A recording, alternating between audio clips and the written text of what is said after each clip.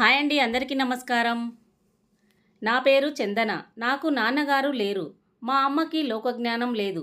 అందువల్ల నా మేనమామ నన్ను పెంచే బాధ్యత తీసుకున్నాడు. నన్ను ఎంతో బాగా చూసుకునేవాడు. నేను ఏది అడిగినా కాదనేవాడు కాదు. కానీ నేను అడిగింది ఆయనకు నచ్చింది అయితేనే తీసి ఇచ్చేవాడు. నేను ఎంతో ఇష్టంగా 10th తర్వాత ఆర్ట్స్ గ్రూప్ తీసుకోవాలి అనుకున్నాను. డిగ్రీలో చేరి ఇంగ్లీష్ లిటరేచర్ చేసి ఇంగ్లీష్ లెక్చరర్ అవ్వాలి అనేది నా కోరిక. కానీ మా ఇంట్లో వాళ్ళకి అది పెద్ద గొంతెమ్మ కోరికలాగా అనిపించింది. ఎందుకంటే లెక్చరర్ అవ్వాలి అంటే పీజీ చేయాలి, పీహెచ్డీ చేయాలి. వాళ్లకు నేను త్వరగా ఉద్యోగంలో చేరితే బాగుంటుంది అని ఆలోచన. అందుకే ససేమిరా ఒప్పుకోలేదు. బలవంతంగా ఇంటర్లో ఎంపీసీ తీసుకున్నాను. అది అయిపోయిన వెంటనే బీటెక్లో జాయిన్ చేశాడు. ఎప్పుడూ మా అమ్మకు నా మనసులోని బాధను చెప్పుకున్నా తను ఒక్కటే మాట అనేది, మన ఇంట్లో మనం ఉన్నప్పుడు మన కోరికలు, ఆశలు, సరదాలు తీర్చుకోవచ్చు.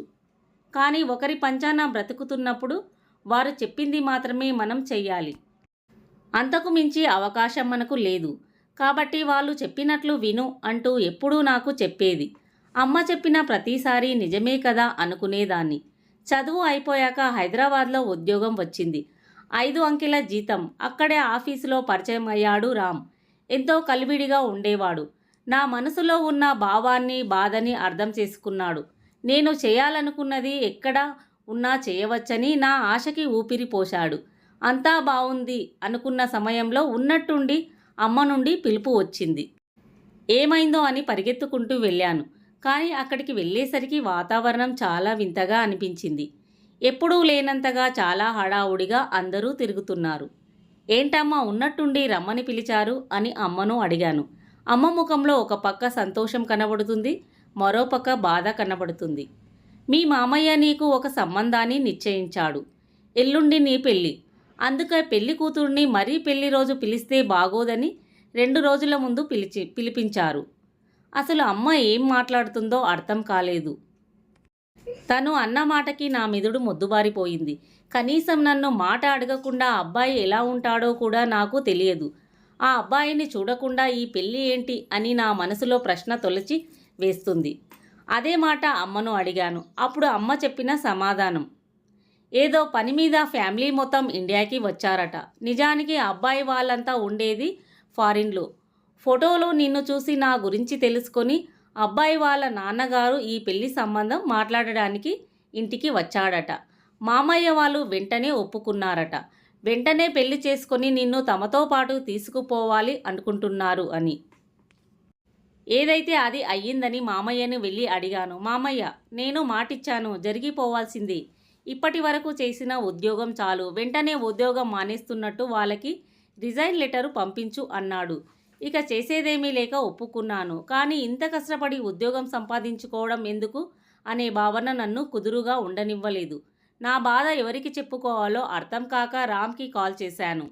జరిగిందంతా విన్న రామ్ 2 మార్గాలు చెప్పాడు. ఒకటి, అందరినీ వదులుకొని నాకు నచ్చిన దారిలో నేను నడవడం, కానీ అలా చేస్తే నా కుటుంబం నాకు ఉండదు. రెండవది, నా కలల్ని, నా ఆశలను వదిలేసి ఇంట్లో చెప్పిన పెళ్లి చేసుకొని వచ్చిన వాడితో నోరు మూసుకొని కాపురం చేసుకోవడం. అలా చేస్తే నా కుటుంబం నాకు ఉంటుంది, కానీ నాకు నేను ఉండను. ఏం చేయాలో అర్థం కాక ఆలోచిస్తూ ఉండిపోయాను. నా ఆలోచన గమనించిన అమ్మ పక్కన కూర్చొని నా చేతిని తన చేతిలోకి తీసుకొని, చూడు చందన, ఒక మాట చెప్తాను. మీ నాన్న లేక దిక్కులేని స్థితిలో నడి రోడ్డు మీద నిలబడ్డ నిన్ను నన్ను తీసుకువచ్చి ఇంట్లో పెట్టుకొని ఇంతకాలం పోషించాడు. నువ్వు చదువుకుంటాను అంటే ఎంతో ఖర్చు పెట్టి చదివించారు. ఆయనకి మనం చాలా రుణపడి ఉన్నాం. నిజమే, నా కష్టాన్ని గమనించకపోయినా నా అవసరాలు తీర్చాడు. నాకు ఏ లోటు రాకుండా చూసుకున్నాడు. కాబట్టి వారు చెప్పిన మాటకు తల వంచి తీరా అని అనిపించింది. పెళ్ళైన తర్వాత నన్ను విజిటింగ్ వీసా మీద వాళ్ళతో పాటు అమెరికా తీసుకువెళ్లారు.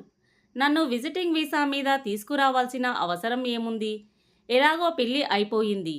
మ్యారేజ్ సర్టిఫికేట్ పెడితే మీ వైఫ్గా నాకు వీసా వచ్చి ఉండేది కదా అని ఆయనను అడిగాను. అప్పుడు ఆయన, మ్యారేజ్ సర్టిఫికేట్ రావడానికి కొంచెం టైం పడుతుంది. అప్పటి వరకు అక్కడ వెయిట్ చేస్తూ ఉండలేము కదా. ఎలాగో ఇంకో వారం 10 రోజుల్లో సర్టిఫికేట్ వస్తుంది. అప్పుడు మళ్ళీ అప్లై చేసి నా వైఫ్గా ఇక్కడే ఉంచేస్తాను అని అన్నాడు. ఆయన అన్న మాటకు నాకు కరెక్టుగానే అనిపించింది. తర్వాత ఇంకేం మాట్లాడలేకపోయాను. కొత్త దేశం, కొత్త ప్రాంతం, కొత్త పరిసరాలు, కొత్త వాళ్ళు. అడ్జస్ట్ కాలేనేమో అని భయమేసింది. కానీ నా అత్తామామలు, నా భర్త సహాయంతో చాలా తొందరగానే అడ్జస్ట్ అవ్వగలిగాను. 1, 2 నెలలు బాగానే గడిచాయి. అత్తయ్య నన్ను ఎంతో ప్రేమగా చూసుకుంటున్నారు. మామయ్య గారు అయితే కూతురులాగా చూసుకున్నారు.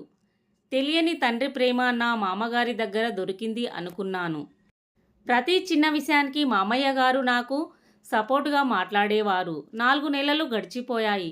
కానీ వీసా సంగతి మా ఆయన మర్చిపోయారు అనిపించి మళ్ళీ ఓసారి గుర్తు చేశాను. నేను పనుల మీద ఉన్నాను అన్నాడు. అప్పుడు నేను ఇంకేం మాట్లాడలేకపోయాను. మరో నెల కూడా గడిచిపోయింది. కేవలం 1 నెల మాత్రమే గడువు ఉంది. దాంతో నా వీసా ఎక్స్పైర్ అవుతుంది. 1 నెలలో ఈయన చేయగలరా లేదా అనిపించింది. దానికి తోడు కొద్ది రోజులుగా ఈయన మరియు అత్తగారి ప్రవర్తనలో మార్పులు కనిపించాయి. ఊరికే నన్ను విసుక్కోవడం, చిన్న విషయానికి పెద్ద పెద్దగా అరవడం, చిన్న చిన్న మాటలను కూడా పట్టుకొని సాగదీసి గొడవలు పెట్టుకోవడం లాంటివి అత్తయ్య గారు చేసేవారు. ఈయన ఆవిడకు వత్తాసు పలికేవారు. మామయ్య ఉన్నప్పుడు వీళ్ళు ఇద్దరూ కూడా నాపై నోరు ఎత్తేవారు కాదు. ఒకరోజు ఉన్నట్టుండి కళ్ళు తిరిగి పడిపోయాను. డాక్టర్ చెక్ చేసి 3వ నెల అని చెప్పాడు. వీక్గా ఉన్నాను కాబట్టి చాలా జాగ్రత్తగా ఉండాలని, టైంకి మందులు వేసుకోవాలని చెప్పారు. మా మామయ్యకి ఈ విషయం తెలిసి ఎంత సంతోషపడ్డారో. కానీ భర్త మరియు అత్తగారి ముఖాల్లో సంతోషం కాస్తైనా కనిపించలేదు. అసలు వీళ్ళ వింత ప్రవర్తనకు కారణం ఏమిటో నాకు అర్థం కాలేదు. అలాగే మరో నెల కూడా గడిచిపోయింది. నా వీసా ఎక్స్పైర్ అయిపోయింది. నా భర్త మాత్రం నా వీసా గురించి అస్సలు పట్టించుకోలేదు. కనీసం మ్యారేజ్ సర్టిఫికేట్ వచ్చింది అని కూడా నాకు చెప్పలేదు. మా మామయ్యతో ఈ విషయం గురించి మాట్లాడాలి అనుకున్నా. కానీ మామయ్య అనుకోకుండా వేరే దేశం బిజినెస్ పని మీద వెళ్ళాల్సి వచ్చింది. పోనీలే వచ్చాక మాట్లాడుకుందాం అనుకున్నా. ఇంతలోపే అనుకోని ఉపద్రవం వచ్చి పడింది. ఒకరోజు నేను అత్తయ్య మాత్రమే ఇంట్లో ఉన్నాం. డోర్ బెల్ మోగింది. నేనే నెమ్మదిగా నడుచుకుంటూ వెళ్ళి డోర్ ఓపెన్ చేశా. నా ఎదురుగా ఉన్నది అమెరికన్ క్యాప్స్. అసలు వాళ్ళు ఇక్కడికెందుకు వచ్చారో నాకు అర్థం కాక నాకు భయమేసి అత్తయ్యను పిలిచాను. ఆవిడ వచ్చి వాళ్ళను చూసి ఏమీ పట్టనట్టు పక్కన సోఫాలో కూర్చున్నారు. వాళ్ళల్లో తెలుగు వచ్చిన వాళ్ళు అత్తయ్య దగ్గరికి వచ్చి వీసా టైం కంప్లీట్ అయ్యింది, తను ఇంకా ఇక్కడే ఉంది, చెప్పినా కూడా ఇక్కడి నుండి వెళ్ళట్లేదు అని మీరు ఇచ్చిన కంప్లైంట్తో తనని కంట్రోల్ రూమ్కి తీసుకొని వెళ్ళడానికి వచ్చాం. ఎందుకు వెళ్ళట్లేదో మేము కనుక్కుంటాం అన్న ఆ లేడీ పోలీసు అన్న మాట విని నా కాళ్ళు చేతులు ఆడలేదు. అక్కడికక్కడే కళ్ళు తిరిగి పడిపోయాను. కళ్ళు తెరిచేసరికి హాస్పిటల్లో ఉన్నాను. నాకు ఏం జరిగిందో అర్థం కాక అక్కడికి వచ్చిన ఒక నర్సుని అడిగాను. కళ్ళు తిరిగి పడిపోయిన తర్వాత నిన్ను హాస్పిటల్కి తీసుకొని వచ్చారు. డాక్టర్ చెక్ చేసి వాళ్ళను పిలిచి నీకున్న ప్రాబ్లం గురించి వివరించి ఈమెను డెలివరీ అయ్యే వరకు చాలా జాగ్రత్తగా చూసుకోవాలి, ఈమెను డెలివరీ అయ్యే వరకు ఇక్కడే ఉంచాలని డాక్టర్ చెప్పాడని చెప్పింది. నాకు అసలు ఏం జరిగిందో అర్థం కాక పిచ్చెక్కిపోయింది. నా మీద అత్తయ్య ఎందుకు కంప్లైంట్ ఇచ్చారో ఎంత ఆలోచించినా అర్థం కావడం లేదు. కనీసం నన్ను చూడడానికి నా భర్త కానీ నా అత్తగారు కానీ రాలేదు. సరిగ్గా నెల గడిచాక మామయ్య గారు నన్ను కలవడానికి వచ్చారు. ఆయనను చూడగానే నా కళ్ళల్లో నీళ్లు సముద్రంలా కారుతూనే ఉన్నాయి. నా తండ్రి నా కళ్ళ ముందుకు వచ్చినట్లుగా అనిపించి ఆయనను పట్టుకొని గట్టిగా ఏడ్చేశాను. కాసేపు ఓదార్చిన తర్వాత ఆయన నాకు చెప్పిన మాటలు విని నాకు జీవితం మీదనే విరక్తి కలిగింది. కాకపోతే నా కడుపులో ఉన్న బిడ్డను చంపే హక్కు నాకు లేదు కాబట్టి ఇక తప్పక బ్రతకాలి అని అనుకున్నాను. ఆయన చెప్పిన విషయాలు ఏమిటంటే, నిజానికి మా మామయ్య నన్ను ఆయన కోడలిగా ఇంటికి తెచ్చుకుంది నా భర్త నా అత్తలో కనీసం నన్ను చూసి అయినా కొంచెమైనా మార్పు వస్తుందని అనుకున్నారట. కానీ వాళ్ళు మారకపోగా వాళ్ళ జీవితాన్ని నేనేదో నాశనం చేసినట్లు ఈయన మీద ఇద్దరూ పంతం పెంచుకున్నారట. బిజినెస్ గొడవలో పడి మామయ్య పట్టించుకోలేదు, కానీ వాళ్ళ వల్ల నేను ఇబ్బంది పడవలసి వస్తుందని ఆయనకు తెలియదు అని చాలా బాధపడ్డారు. నన్ను విజిటింగ్ వీసా మీద తీసుకువచ్చిన సంగతి కూడా మామయ్యకు తెలియదట. అదీ కాక వాళ్ళ బిజినెస్ పార్ట్నర్ వాళ్ళ అమ్మాయిని ప్రేమించారట. కానీ మామయ్యకు అమెరికన్ అమ్మాయిని కోడలిగా చేసుకోవడం ఇష్టం లేదట. అనుకోకుండా ఫ్యామిలీ మొత్తం ఇండియాకు రావడం, ఇక్కడ నన్ను చూసి మామయ్యకి నచ్చడం, బలవంతంగా ఆయనకు ఇచ్చి పెళ్లి చేయడం, దీనివల్ల ఆయన కెరీర్ పాడైందని కోపం పెంచుకున్నారట. అంత ఇష్టం లేకపోతే అప్పుడే చెప్పవలసింది కదా, ఇంత దూరం తీసుకురావాల్సిన అవసరం ఏముంది అని అడిగాను. అప్పుడు చెప్పాడు, ఈ పెళ్లి చేసుకోకపోతే ఆస్తి మొత్తం ట్రస్ట్కి రాస్తానని బెదిరించాను. ఇందులో నా స్వార్థం కూడా ఉంది. కానీ దానికి నీ జీవితం బలి అవుతుందని అనుకోలేదు. నన్ను క్షమించు తల్లి అని నా ముందు చేతులు జోడించాడు. ఆయన చెప్పిన ఒక్కో మాటకు నాకు జీర్ణించుకోవడం చాలా కష్టం అనిపించింది. నాకు నా భవిష్యత్తు శూన్యంగా అనిపించింది. ఏం చేయాలో అర్థం కాలేదు. నువ్వు ధైర్యంగా ఉండమ్మా అని మామయ్య ఆ ఒక్క మాట చెప్పి వెళ్ళిపోయారు. సరిగ్గా నాకు డెలివరీ అవ్వడానికి 10 రోజులు ఉండగా మామయ్య ఏవో పేపర్లు పట్టుకొని నా దగ్గరకు వచ్చారు. మనిషి చాలా మాడిపోయి ఉన్నాడు.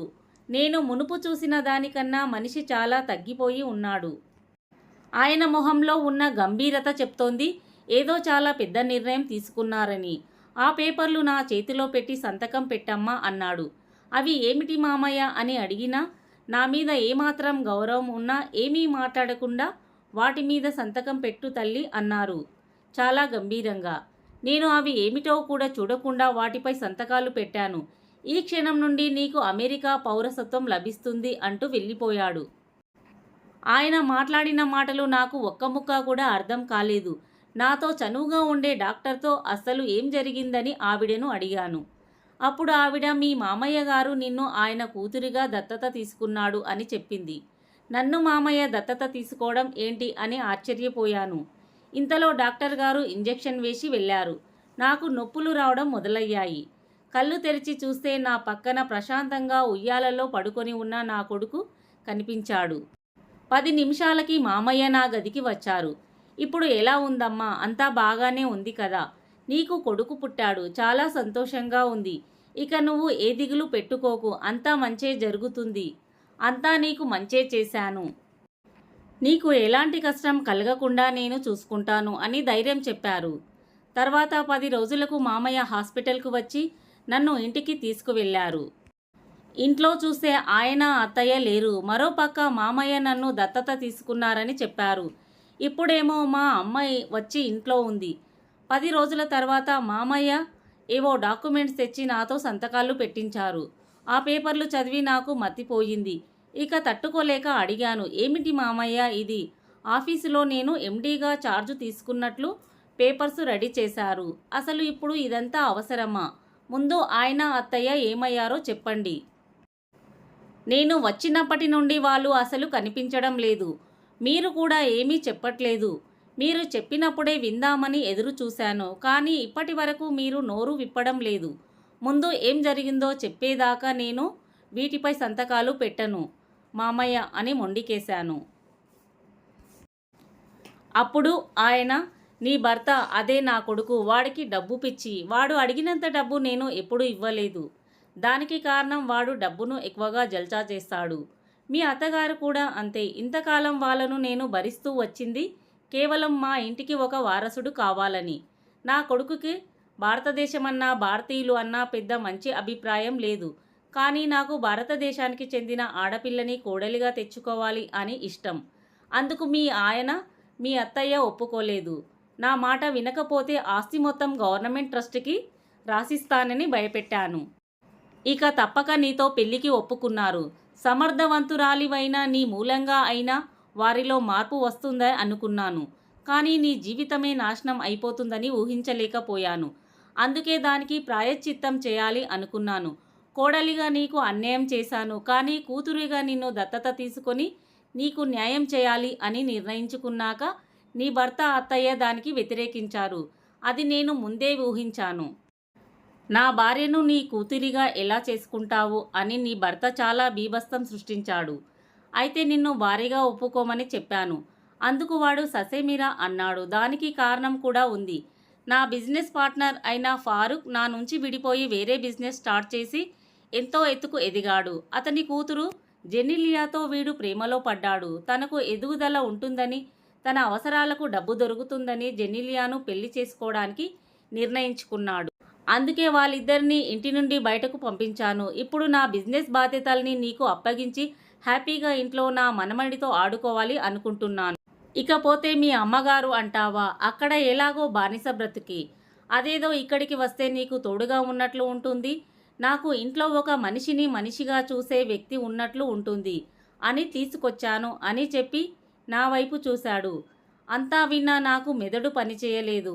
ఆఫీసు బాధ్యతలు తీసుకోవడానికి నన్ను ఒప్పించడానికి చాలా కష్టపడ్డారు. స్టాఫ్ని ఒక్కొక్కరిని పరిచయం చేసుకుంటూ వెళ్తుండగా నా PA, he is mister Ram from India. ఆ మాట వినగానే టక్కున ఆగి అతని వైపు తిరిగి చూశాను. అదే రామ్, ఎవరైతే నాకు పెళ్లికి ముందు అన్ని విషయాల్లో తోడుగా ఉండి నా వేలు పట్టుకొని నడిపించాడు. అతడే ఇప్పుడు నా కళ్ళ ముందుకు రావడం చాలా సంతోషంగా అనిపించింది.